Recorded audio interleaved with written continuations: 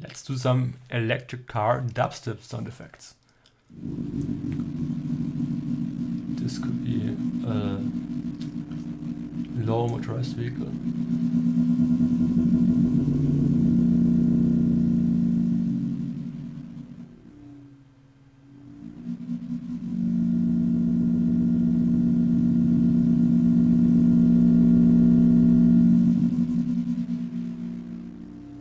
And this could be a highly motorized vehicle.